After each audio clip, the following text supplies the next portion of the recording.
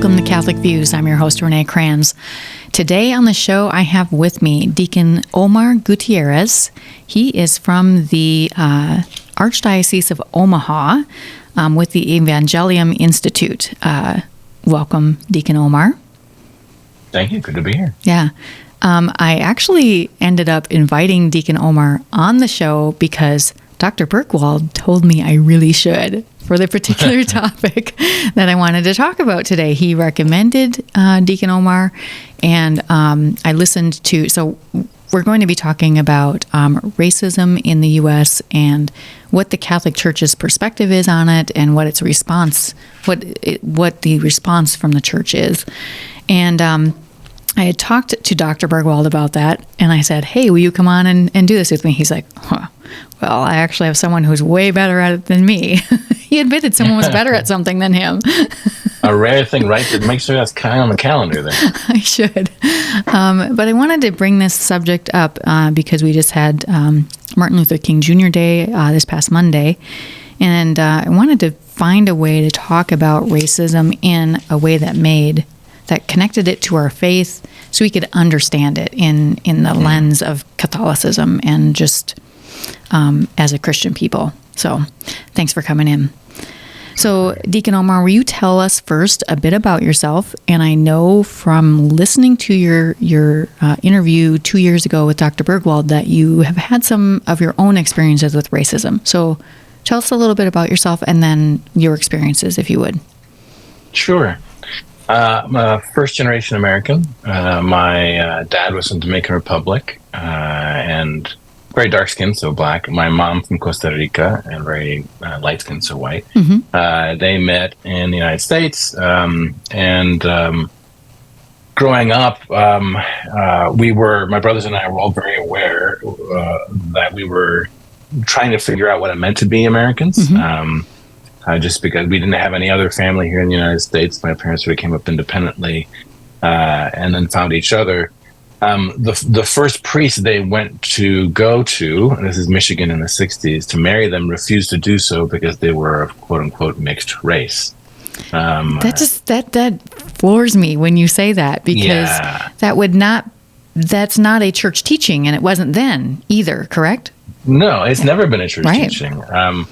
But it's an indication of just how much racism was in the air in the United States, and it infected the church to a great deal.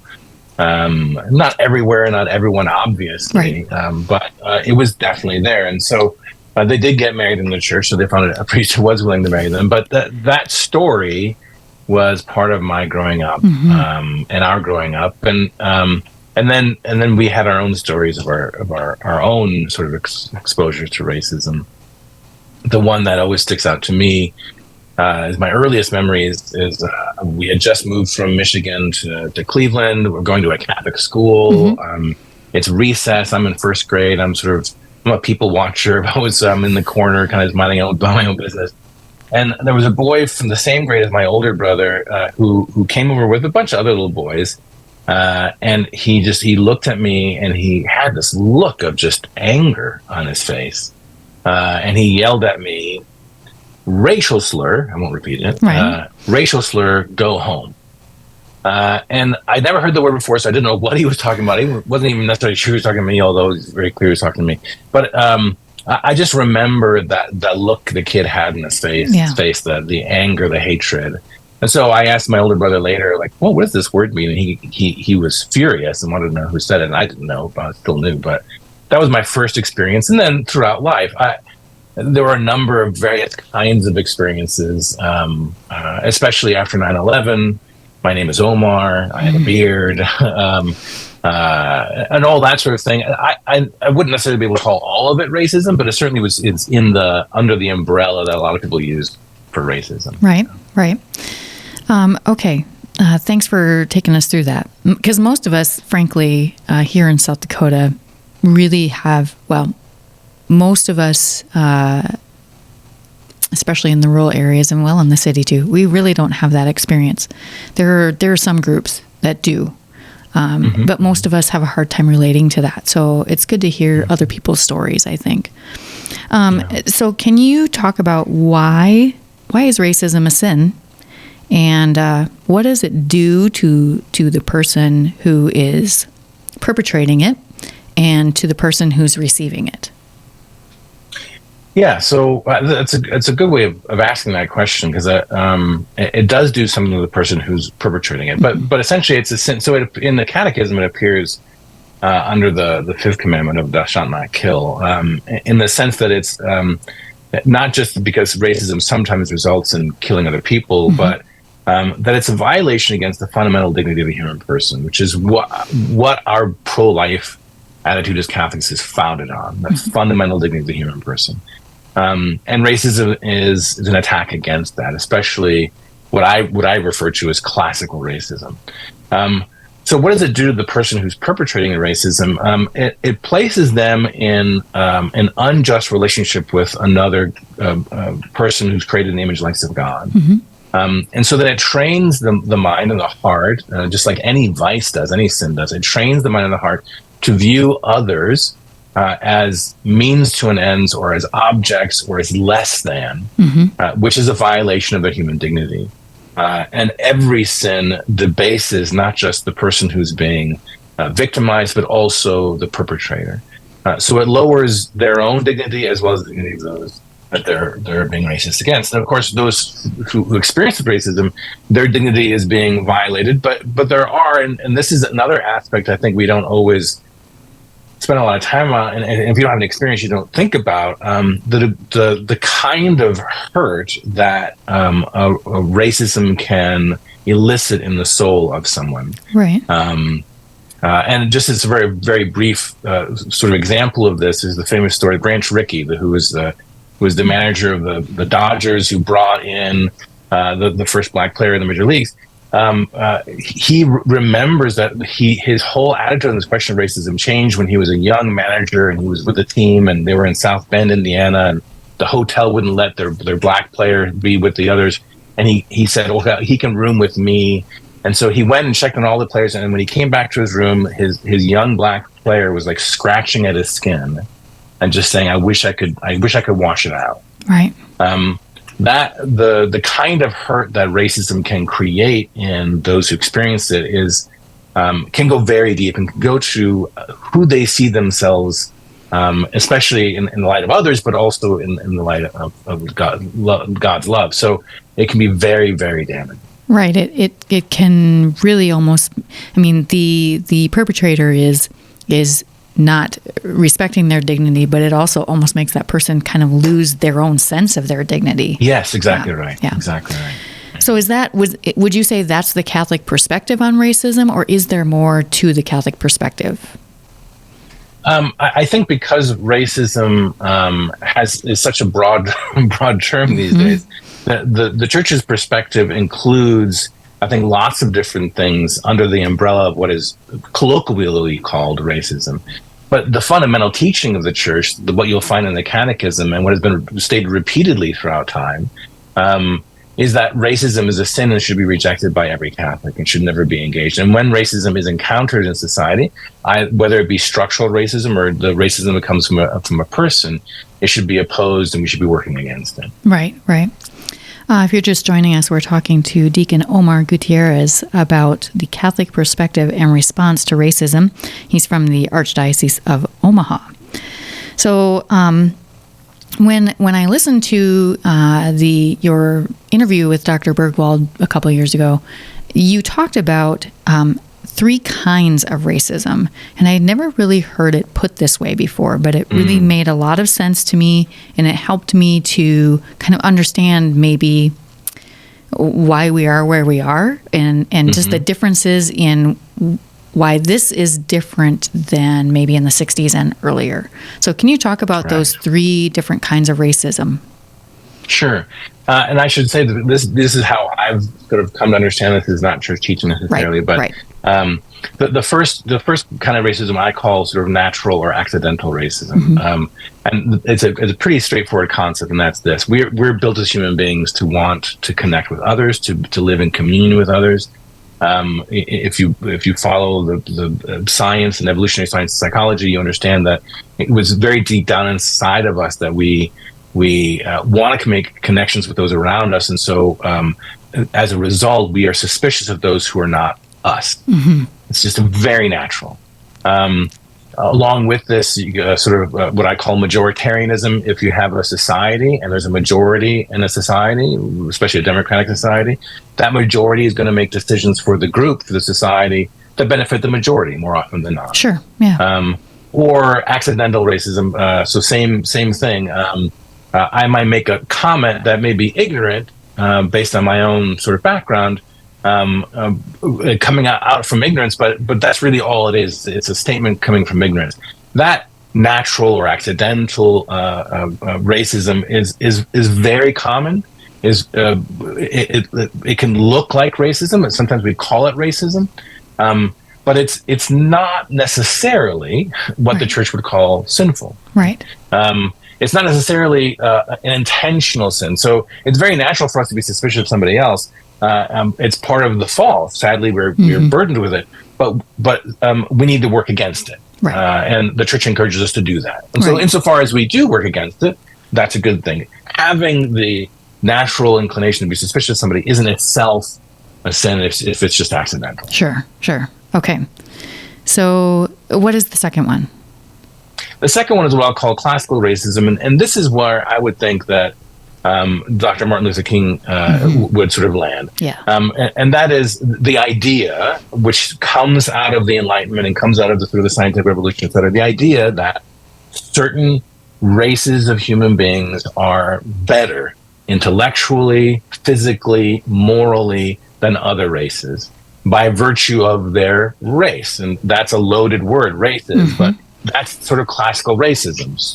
And from that, you got things like eugenics, it was very popular in the teens and 20s in the West, and other things where we are better than you because we are a different race. And nowadays you could say because we're a different skin color. Right. That's classical racism. And that's the racism that traditionally the church has always pointed at as what we mean by racism, right? And that's the kind of racism where the church is going to say, always and everywhere, you are never allowed to engage in it. You are never allowed to divide people in that way. If you find that kind of racism instantiated in persons or in structures, we must, as Catholics, work against it.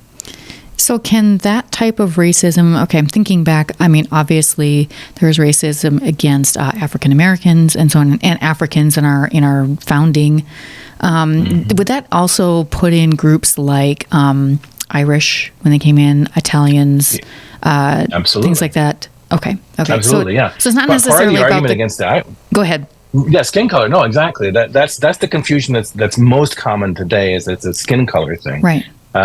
So some listeners may remember that recently Whoopi Goldberg made some comment about the Nazis' attempt to exterminate the Jews was not racism because they're both white. And she got in a lot of trouble for that because the Germans certainly thought it was about racism. Right. They said it was about racism. Yep. So the classical racism is this idea that certain races, skin color aside, are better than others. And part of the argument against the Irish or the Italians, but particularly the Irish in this country, was that they were weaker, they were dumber, they were immoral, they had all these. So that all of that stuff was part of the sort of classically racist attitude that existed in this country. That was even part of our legal system in the 20s and 30s, in our immigration system in the United States. Yeah. And that actually, I think, kind of brings you to the third type of racism, the comment you just made, what kind of encompasses that third type. Right. So then the third type is what we're seeing a lot of today, which is referred to sometimes as critical race theory, and I call it political racism. And it's based upon this idea that basically there's like sort of two fundamental principles. The first of them is we can't know the truth about anything, which right away we're already further away from the Catholic Church teaching. So the first principle is we can't know the truth about anything. And so a corollary to that is anybody who attempts to try to impose truth on somebody is trying to gain power. And the second principle is the only way to measure what's right and wrong is to do so by inequity. So if I see that one group has, a race, let's say, has more power, and power here is defined as socioeconomic and political power. If one race has more socioeconomic and political power than another race, right, when it should be equal, that is necessarily, that's their argument, necessarily a sign of racism. And so the only way then to end that racism is to fight for justice, social justice, racial justice, to get rid of that. Now, this political racism depends on these principles that are already at odds with Catholic Church's teaching. It depends on an us versus them paradigm of looking at reality. And it limits the ideas of power and good and righteousness, etc., to materialistic parameters, and which is a Marxist way of looking at reality, and that's incompatible with Catholicism. Right. And I know one of the things, I guess, that I have noticed with this type of the political racism is you talked about the types of power, but it feels like power might just equal what color you are. Do you know what I'm saying? Am I? Yes. Am I wrong? Yeah. No. There? Right. So there is some data that backs some of that up, which they will point to. But their larger point, and I think what you're getting at is what they are going to argue is if you belong to the skin color that has the power as they define it, you are by definition racist. Right. Yes. So it doesn't matter what's in your heart. It doesn't matter if you have any black friends. It doesn't matter if you have black family members. None of that matters. If you are of a certain color, if you're white, you are by definition racist. Right. And the only way not to be racist is to be an anti-racist. And the only way to be an anti-racist is to agree with me about what socioeconomic and political policies you should be supporting when you vote, etc. That's the train of thought. Right. But that fundamental, that groundwork is all I need to know about you is your skin color to determine whether or not you're racist. That's not Catholic. Right. It just isn't. Right. Yeah. And it turns into like a heads I win, tails you lose kind of thing. You know, like exactly, you literally can't win the even a conversation because you're just in the wrong place to begin with. Right. Okay. That's why the definition of terms is really very, very important. Yeah, for sure. Okay, so as Catholics then, how do we respond to racism? Mm-hmm. So in the case of sort of the natural accidental racism, when it's encountered, again, it could be a faux pas, maybe someone makes an ignorant statement. I think it's always important to call it out, to say to that person, hey, look, that was an inappropriate statement. I know you meant well, I think I know what you're trying to say, but that's not the way to say it. One can take very easily offense at that. So we should call it out, but do so gently. Right? Yeah. With regard to the classical racism, as I said before, the church tells us we have a moral obligation to work against it in all situations. And with regard to the political racism, I think it's very important to understand what it is we're talking about, educate yourself about it. But it's also important, I think, to look at the evidence that's sometimes put forward, because what sometimes you'll get in political racism is they'll look at the inequalities that exist within society, and it's important for us to look at that because they may in fact be signs of injustice somewhere. So we should look at what is salvageable in that, but the fundamental parameters of that political racism is just incompatible with Catholicism, and I think we should just reject it. Right.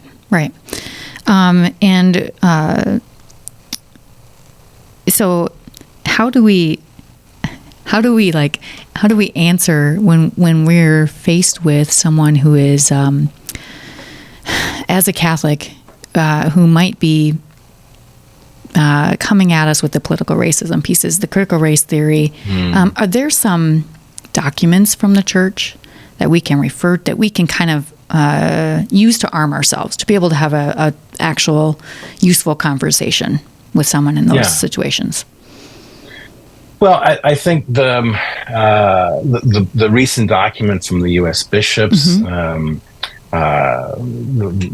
brethren, I'm blanking on the name for some reason, is very good on racism. It was a response to the whole thing in Ferguson. It was very, very helpful, and their definition of racism is very, very helpful, and it goes along with what I've been saying before, so that when somebody comes to you with that political racism, you can ask, so how are you defining racism? Right.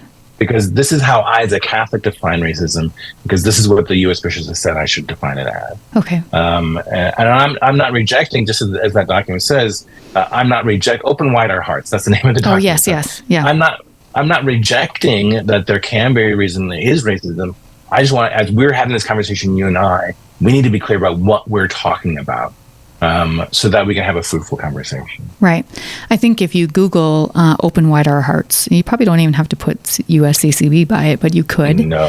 It would be a really good. I've read pieces of it, not the entire thing, but it would be a good thing to do to really understand what the church teaches. And to be prepared, because I mean, honestly, in our country right now, this tends to be a big topic, and it can be extremely uncomfortable. So, it would be good to kind of arm yourself a little bit. So, Deacon Omar, we're out of time. Oh, that's fast. I know. So Deacon Omar is a very good friend of Dr. Bergwald's, and he's not going to like this, but I have to leave room for Dr. Bergwald at the front of the show. So he'll come back and he'll say, "How many minutes do I have? And how much time did Deacon Omar take up of mine?" And then I'll hear about it. You probably will. Yes, he'll call you later and say that. I really appreciate you taking some time for us, especially to talk about a hard topic. So thank you, and I hope all is well in Omaha. Thanks a lot. It is. God bless you. Good. Take care. All right. If you haven't found us already on social media, you can find us at Facebook, Twitter, Instagram, YouTube, and at Rumble at SF Diocese. You can also go to our website at sfcatholic.org anytime. That is it for us today. Hope you'll join us again next week for more Catholic Views.